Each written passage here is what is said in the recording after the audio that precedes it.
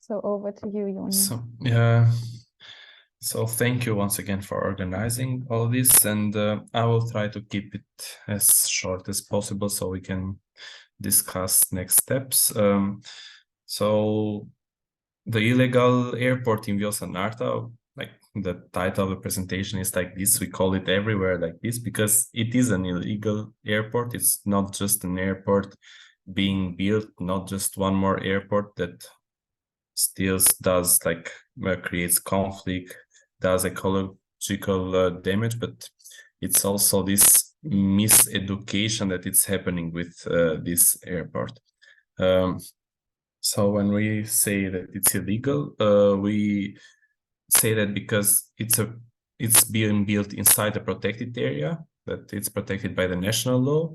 It's candidate emerald site, which is the part of the Agreement of Stabilization and Association of Albania toward the European Union. So we have a document that we should follow to join the EU, where Germany already is and other countries.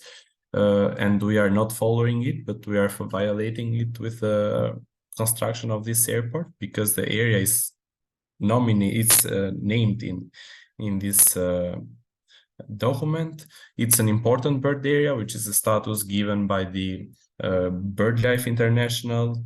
It's the biggest network for nature protection in the world, and these areas, let's say in all the national laws, at least in the European countries, are transposed as part of the national laws, as protected areas. So there is one more protection that the area had. It's a key biodiversity area still. It's an international status, fulfills the criteria to be classified as a Ramsar site, which is the Convention for the Protection of Wetlands, and it's not classified because there should be a proposal, confirmation from the government, and this has not happened, but all the criteria are there, and it's a stopover site on Adriatic Flyway, and yeah, there are some numbers of water birds. These are also related to the national laws about nature, but even though there are all these protection walls for this site, still there is an airport being constructed violating the national and international laws. So what is happening and what has happened? The area has been protected from 2004. What happened on the last November before the meeting of Bern Convention, which is a convention created by the Council of Europe and is represented by the governments of European countries. The government removed parts of land from the protection of the area. So the red, the circle, and that green lined area is the area where the airport is being built. And ironically, that is the exact area that was removed from the protection. So even someone who does not know anything about the ecology, about nature protection, can understand that you can't have like a big protected area and have like this patch of land not protected. So assumably you can do anything you want there. You can hunt, you can build a nuclear power plant, etc. So everyone can notice it doesn't make any sense, but it still happened. And I will explain later. So this is the area on summer, during the summertime, and they have, I mean, the area where the airport is being built, and they have been using the argument that there has been this airport before. But if you check, there is like a small strip there that is with vegetation anyway. There has been the an aerodrome that was used for military, what is called, I forgot the word, but it was used only 5 months during the year and not working as a civil runway or airport, and it's the only bio airport, let's say, because it was never with asphalt, only with rocks. So it never had asphalt, but this is one of the main arguments that was used to build an airport, international airport, transoceanic. They pretend that this airport will work to fly over continents, and so this strip of land there was used as an argument to build there. And this is from the other side of the airport. This is the Salinas of Narta. It's one of the biggest, and you can see after like a long dike, there is the lagoon of Narta. So everything is really close to the airport. And it's easy to assume and to think that how many birds stay on these sites. Salinas are one of the most important habitats, coastal wetlands too, and they are like the main stopover sites all over the world for migratory birds. And you can imagine that there are hundreds and thousands of birds passing. So this makes like a big risk for airstrikes of birds and planes. Yes, the area it's used by local community for cattle, etc. And of course, as I said, it's like a migration route. This is just a picture of two pelicans. There are several pictures on the site, but we just chose some big birds because one pelican is like 10 up to 15 kilograms, and having a crash with an airplane can cause a tragedy, like certain tragedy, because it of course will damage the plane. And in different times, this area is flooded. So building an airport there doesn't even make sense from the economical point of view. There, in the beginning, I mentioned there was a part where it was mentioned that there are 1 year there have been 80,000 wintering birds in Narta, and that's because there have been floods, etc. So this means that the area it's mostly serving to nature rather than and when it serves to nature, of course it serves also to the communities there, but it's not proper for development. And yeah, this is the airstrip that was mentioned as an argument to build the airport. And what's happening now, I will share a bit later after my presentation some new pictures. But this was when the runway was being built, and it's a 3.5 kilometers runway in the middle of the protected area. And yeah, so they are working now even more. You can see the proximity with the lagoon, with the breeding part spaces, and yeah, so it's still like they have fenced now all the area. This is just one picture during this is from this year, in fact, from this April. It's migration time, and this flock of birds was just a moment when we captured that they went there to sleep for the night. But you can imagine that on migration time, every day there are like big flocks of birds that you can't scare and you can stop them. So this will bring the stop of the flights rather than scaring away the birds. And the issue with that is that there is also a point on the contract where the government says that if the company does not profit the foreseen money, the government will give them 140 million euros.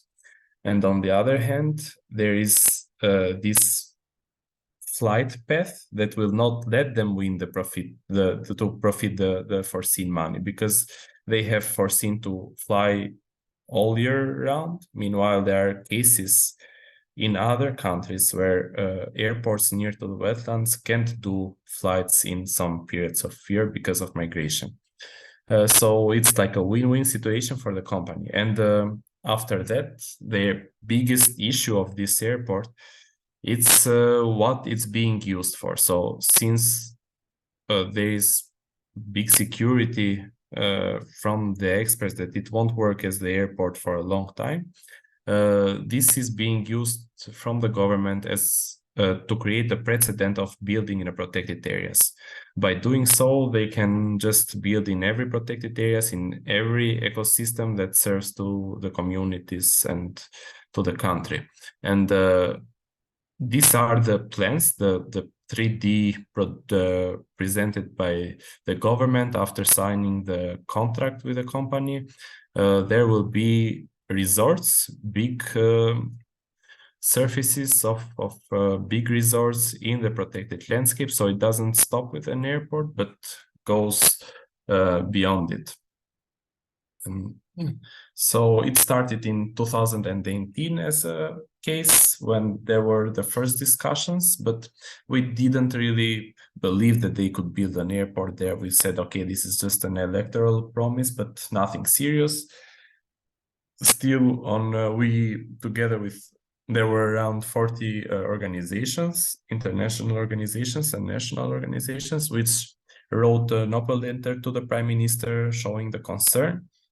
And in May 2019, EU Commission on the report for Albania mentioned the risk of urbanization in Vjosa-Narta.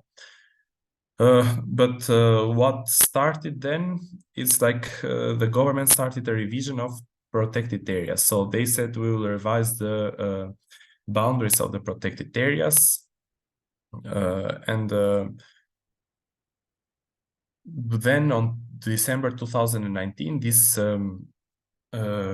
new proposal of the new boundaries was sent to the relevant institutions. So somehow we felt that they were opening the legal way to do the construction, because although let's say in this moment Albania, it's not the rule of law, it's not the main thing. Still, it's not smart to sign things and to break the law, because you don't know what's happening tomorrow. And this was taken in consideration by the protected areas, National Agency of Protected Areas. So they started the revision to remove the places where they wanted to build.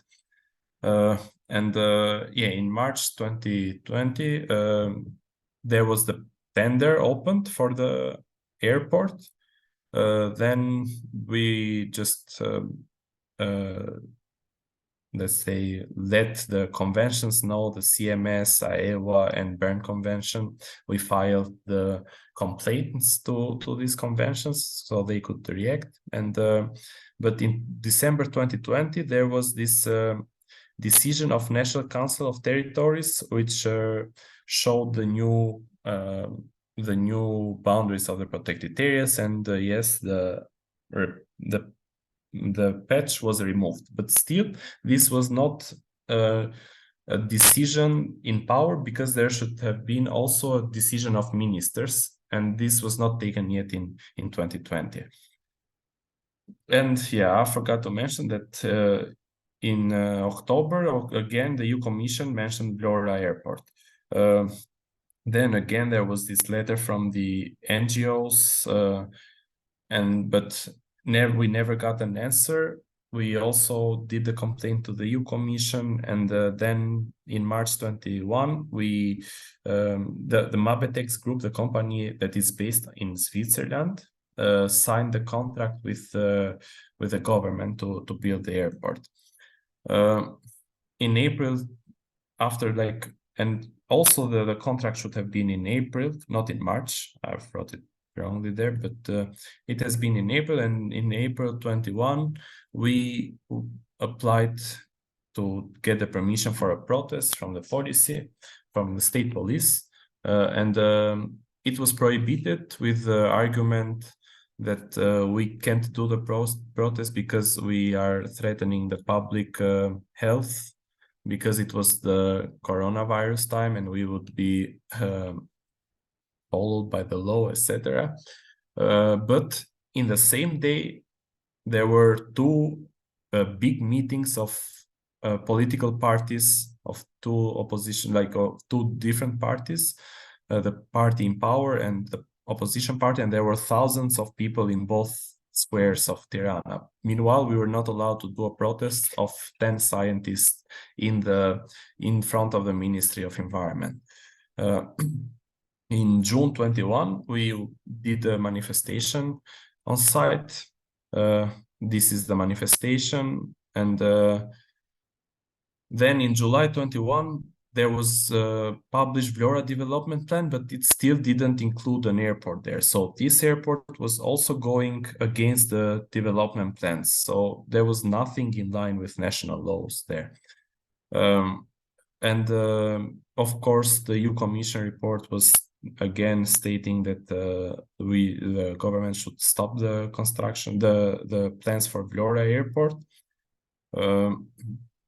We also did a meeting with a new minister, but nothing happened. Like it could be Minister of Environment. And the funny part is that in November 21, in 27th of November, there was the first and only public hearing about the environmental impact assessment, because it's ruled by law that it should happen. But it happened only one day before the inauguration of the construction work. So it was really fictive. You know that there should be the EIA first, then another public hearing, another, like they should reflect the comments, there should be a debate about it and everything, and then a declaration, environmental declaration, then permission, etc. But what happened is that on 27th, there was this hearing, so they could be good on papers, and in 28th, they started the construction work. In 2022, January 2022, there was a decision for the protected areas, but still from the minister decisions for protected areas, but still the area of the Narta Lagoon was not changed. As I said, it was changed on November 22. Then in September 2022, there was the unprecedented joint on-the-spot appraisal of 3 conventions, which saw the case, what was happening on the site, did meetings with all the relevant institutions.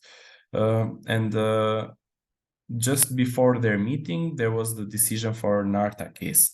For Narta protected area to change the boundaries, and it's the map that I showed you in the beginning.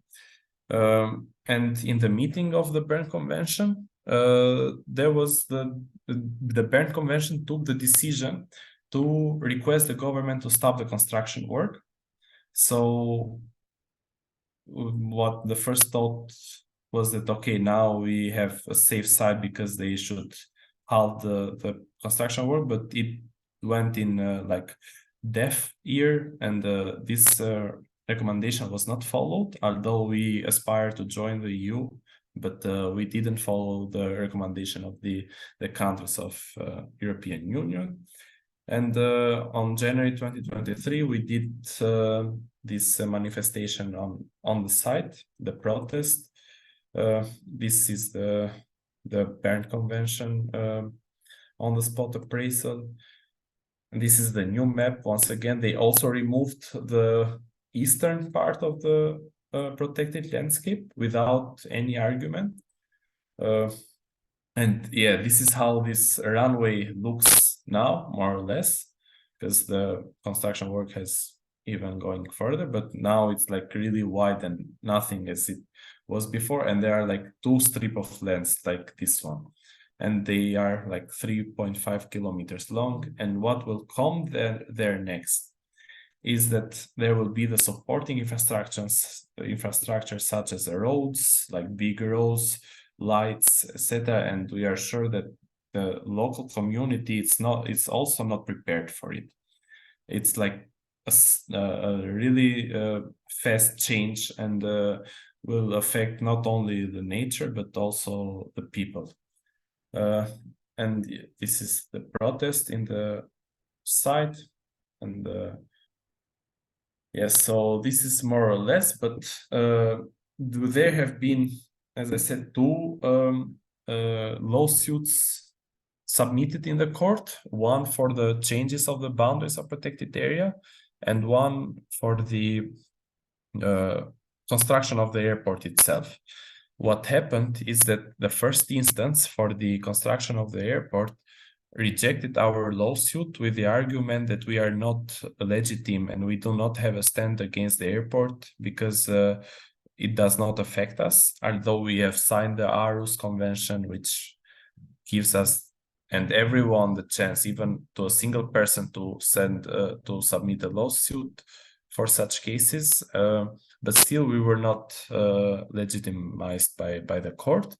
We appealed that decision, and now we just got the answer that it will go again in the first instance. But by this, they won more than 6 months, because this lawsuit was submitted in December, and after just 2 days, the judge took it and I don't know how, but in a 7 minutes session, they read 140 pages of the lawsuit, and they decided that we are not legitimate to submit this lawsuit. So it's obvious that it's a strong and difficult case, and there is a lot of political pressure.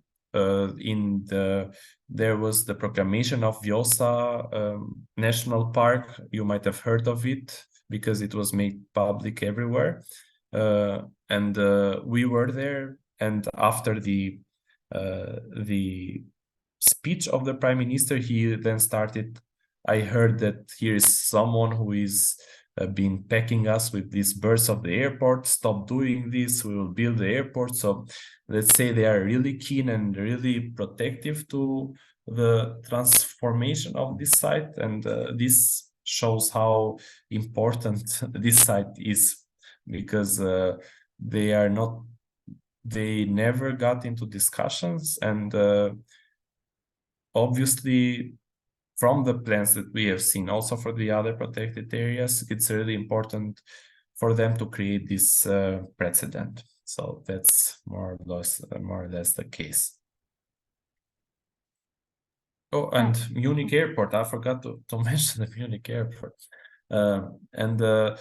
After we submitted the lawsuit, one of the consortium companies, because there were the Swiss company and the Turkey company, which had 48% of the shares, they sold their shares for only 4,000 euros. So obviously there are like many things wrong. But they were the guarantor for the government and the other company, because they had the experience on building and operating airports. Now this company went away, and the last statements of the government, like Ministry of Environment and the Prime Ministers, have been that Munich Airport is the one who will operate this airport, and this shows that there is not any environmental damage, because if there was, Munich Airport wouldn't be coming here. So let's say Munich Airport is the one who is doing the legitimization of the airport in the public opinion, and it's being used as a guarantor from the government to show that everything is all right. We still don't know if the Munich Airport will build this, because we have not seen any news about the operation of it, but they're like the government is proclaiming it everywhere and whenever they have the chance as the best thing, that it's about Vjosa Airport. Thank you so much, Joni, for this very striking presentation. I think it was quite devastating also to see the pictures, and it was great to see these pictures, to see how to see the area that it's impacted, and to really see this map that is just being changed for the protected area, and to be able to see the steps that have been taken. And thanks a lot for like really very precisely showing how time and again critical voices have not been heard, or all the like necessary environmental tests were just taken as a farce, and just to kind of put the hook under having done it. So thanks a lot for really presenting all of this, and really sorry to hear how this all has been pushed through. And I think I will now maybe halt the presentation. So yes, we'll now hear from Rose about other airport struggles with similar issues and connections that are in the Environmental Justice Atlas. On to you, Rose. We can see it well, the screen. Okay. Well, thanks very much, and very good to be with you all. There's a fantastic presentation from Johnny, and I'll start by following on from just a few of the airport projects we've documented on our map of airport injustice and resistance, which we've got many cases on, over 100 now around the world. And the impacts on wetlands and coastal ecosystems and animal species, particularly bird life, is so widespread. I could only have time to pick out a few of them. But I'll start with a planned airport in the Tagus Estuary in Lisbon, in Portugal, and that is actually the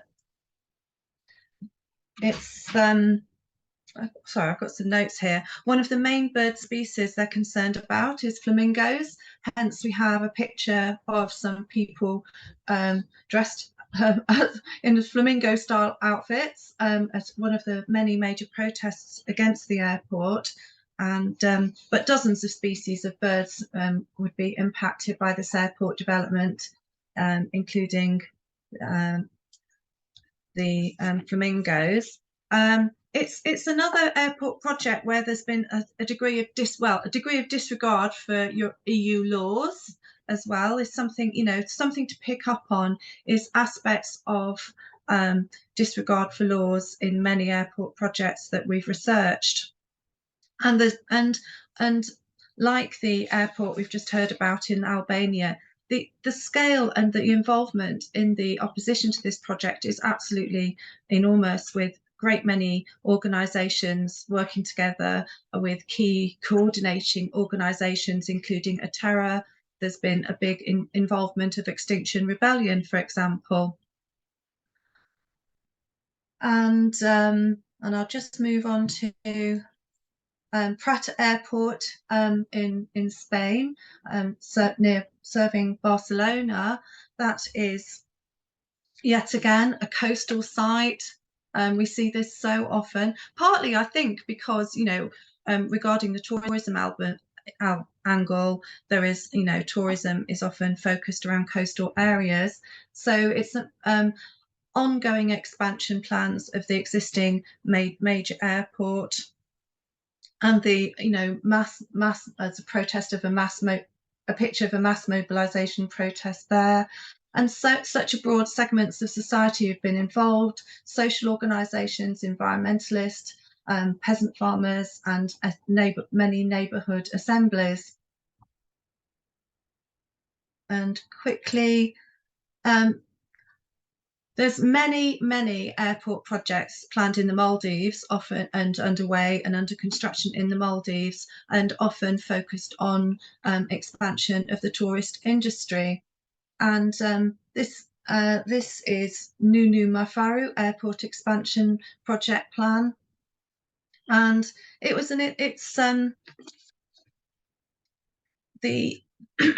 the environmental impacts of the coastal site could include devastation of turtle nesting sites, and we get a wide variety of coastal ecosystems. For example, seagrass beds here, and also a major proportion of vegetation of the island, including trees, will be affected. Interestingly, the environment, the environmental protection, I can't remember what it's called, the EPA, sorry, I don't know exactly what that stands for, but that decided to halt the planned expansion due to these environmental impact were flagged up. But that decision was actually overridden by the Ministry of the Environment.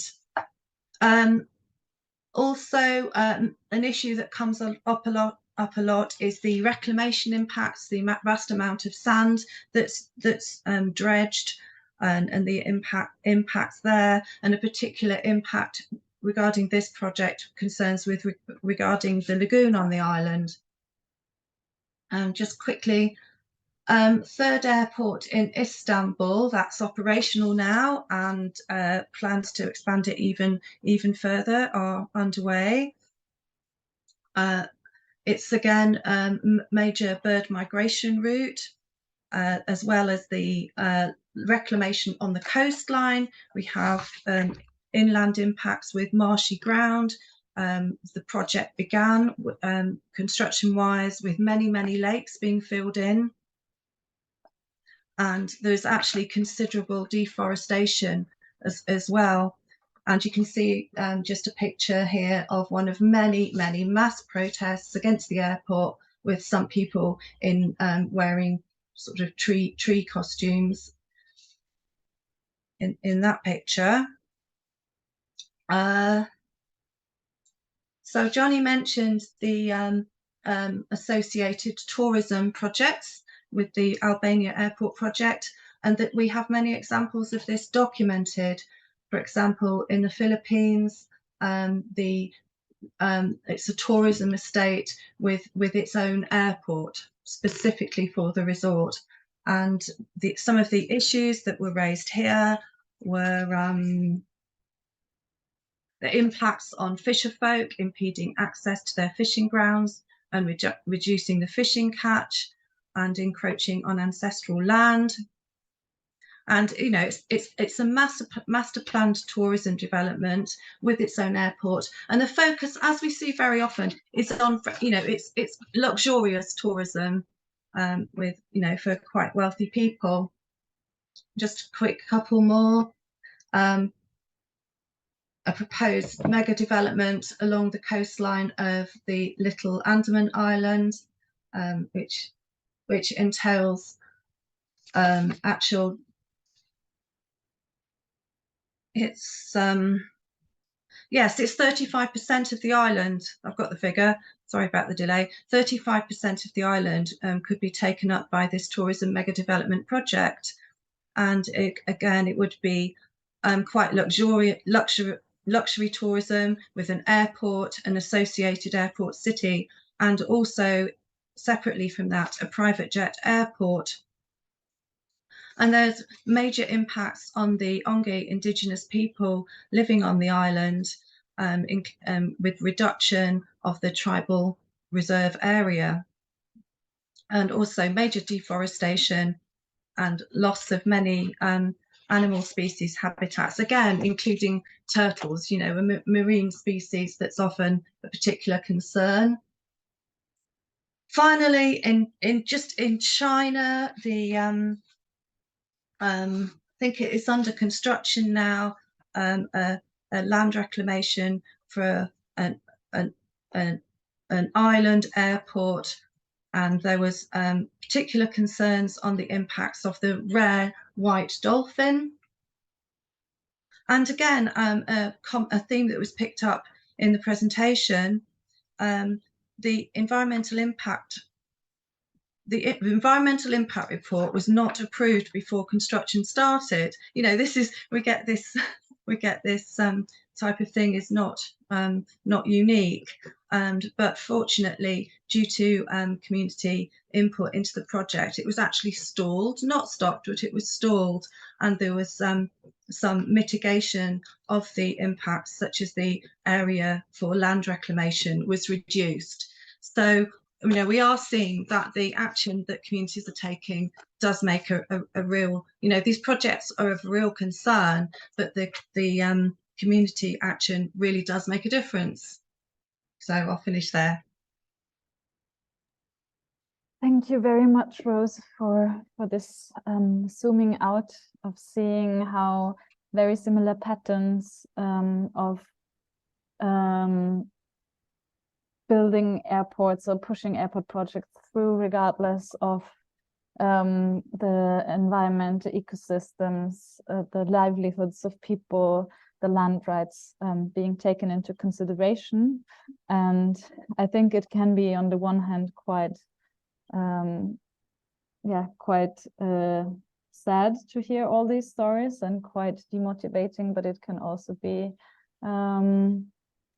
good to hear that there are like many struggles around the globe with similar causes, and also like that it makes sense to build this solidarity together, because you know, for every airport that is built on one location, another airport is also built somewhere else to make the connection flights. And yeah, and as you shared, I think that was a quite powerful ending, that it does make a difference if people resist or not. And I think there were also some nice pictures of protest that maybe can be inspirational, like with people dressing up and so on. So before maybe I stop the recording here.